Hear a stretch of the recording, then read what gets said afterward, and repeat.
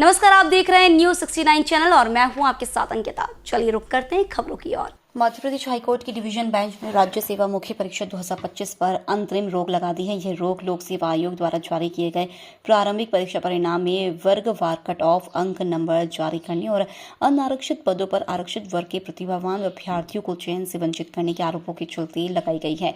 लोक सेवा आयोग ने 5 मार्च 2025 को राज्य सेवा प्रारंभिक परीक्षा का परिणाम घोषित किया था, जिसमें कुल 158 पदों के लिए उम्मीदवारों का चयन किया गया।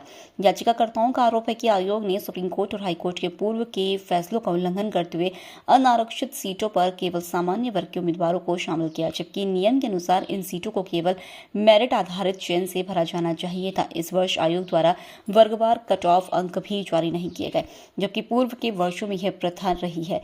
याचिकाकर्ताओं का दावा है कि यह कदम आयोग की असंवैधानिक नीति को छुपाने के लिए उठाया गया है। याचिका क्रमांक WP 11444/2025 के अंतर्गत भोपाल निवासी सुनीत यादव, नरसिंहपुर निवासी पंकज जाटव और बैतूल निवासी रोहित कावरे ने हाईकोर्ट में याचिका दायर की थी। वरिष्ठ अधिवक्ता रामेश्वर सिंह ठाकुर, विनायक प्रसाद शाह और RG वर्मा ने अदालत में तर्क रखा कि आयोग ने सुप्रीम कोर्ट के निर्देशों की अवहेलना की है। हाईकोर्ट की डिवीजन बेंच, जिसमें मुख्य न्यायमूर्ति सुरेश कुमार केत और न्यायमूर्ति विवेक जैन शामिल थे, ने मामले को गंभीरता से लेते हुए आगामी मुख्य परीक्षा पर रोक लगा दी। जी, आज एमपीएससी का एक फैसला आया, क्या पूरा मामला यह है कि मध्य प्रदेश लोक सेवा आयोग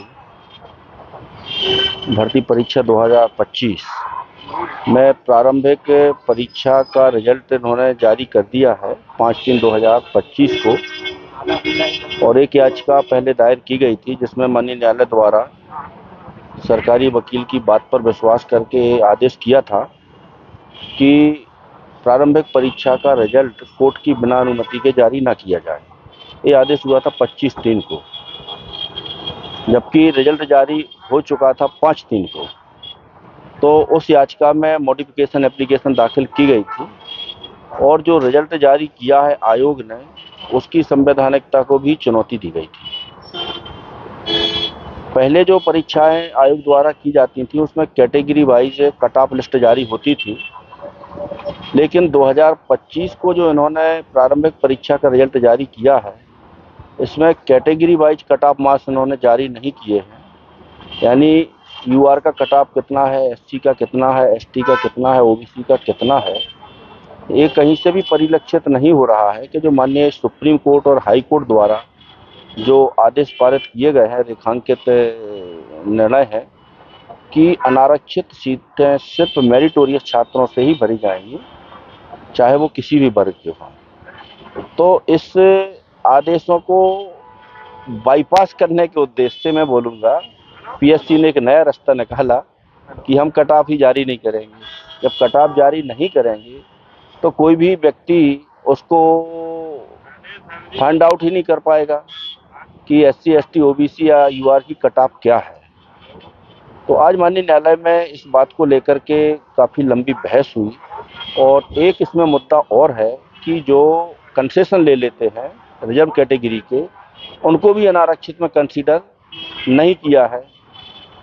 तो माननीय न्यायालय ने ये पाया कि जो प्रारंभिक परीक्षा का रिजल्ट है, यदि इसके आधार पर मुख्य परीक्षा कराई जाएगी तो वो भी दूषित हो जाएगी। इसलिए माननीय न्यायालय ने अंतरिम तौर पर मुख्य परीक्षा स्टे कर दी है और लोक सेवा आयोग को स्ट्रिक्ट निर्देशित किया है कि आप category wise cut off list जारी करें और न्यायालय में भी डाटा पेश करें कि कितने मेरिटोरियस आरक्षित वर्ग के कैंडिडेट अनारक्षित में आपने कंसीडर किए हैं।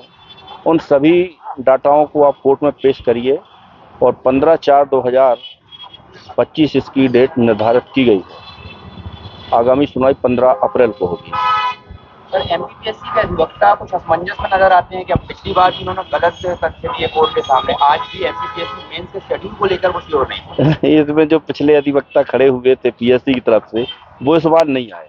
इस बार दूसरे अधिवक्ता है PSC की तरफ से, और माननीय न्यायालय को ये चीज़ प्रारंभ में ही अवगत करा दिया गया था कि on the basis of statement given by state and PSC advocate, क्योंकि माननीय न्यायालय द्वारा वो विज्ञापन स्टे कर दिया गया था। तो चूंकि PSC और सरकारी वकील ने उसमें कहा था कि प्रारंभिक परीक्षा हो चुकी है, तो रिजल्ट तो उन्होंने बोला साहब रिजल्ट अभी डिक्लेयर नहीं हुआ है, तो फिर कोर्ट ने उसमें अंतरिम आदेश पारित कर दिया था कि result shall not declare without prior permission of this court. ये हुआ था पिछली बार। इसी तरह की और खबरें देखने के लिए बने रहे हमारे साथ, देखते रहिए News 69 चैनल। जब तक के लिए धन्यवाद।